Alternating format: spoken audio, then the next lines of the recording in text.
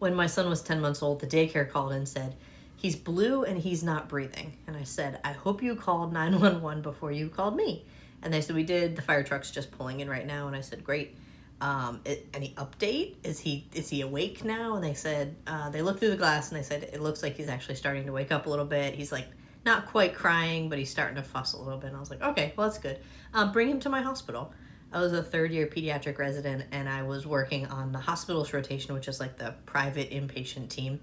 And I was in front of all the attendings, and they're like, go, go. And so I ended up going down to the ER, and it took about a half hour or more for him to get there, and he rolled in on the stretcher, and he was just bright-eyed, cute as a button. And I'd been going through like the differentials in my head, like what could this be? I was like febrile seizure, regular seizure. He had a heart problem, so something like a VTAC or an arrhythmia of some sort. I was pretty nervous, and so they did a little bit of workup in the ER. They're like, I don't know, he looks okay.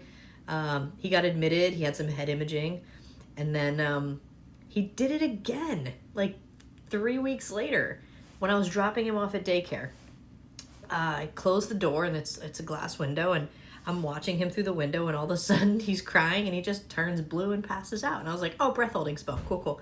And then I like checked his pulse and it was like 30, and he was blue and he was just not coming around. And so started some rescue breaths. And after about 3 minutes, took about 3 minutes for him to like get a heart rate again that was not CPR worthy, and got rushed to the hospital again, admitted to the step-down unit on monitoring and this whole thing. He got the full workup. EEGs, MRIs, EKGs. He was on a long-term heart monitor for like 2 months. He had a bronchoscopy where they looked down into his airway.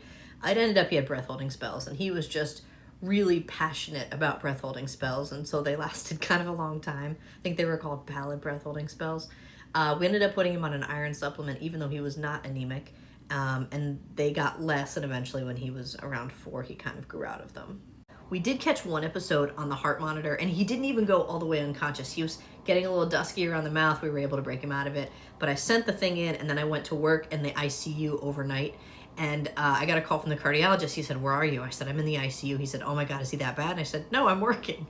And he said, his heart stopped for 5 seconds.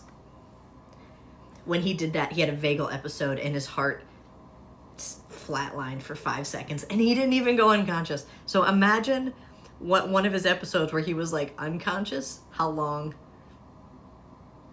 Traumatized. Come on, boy.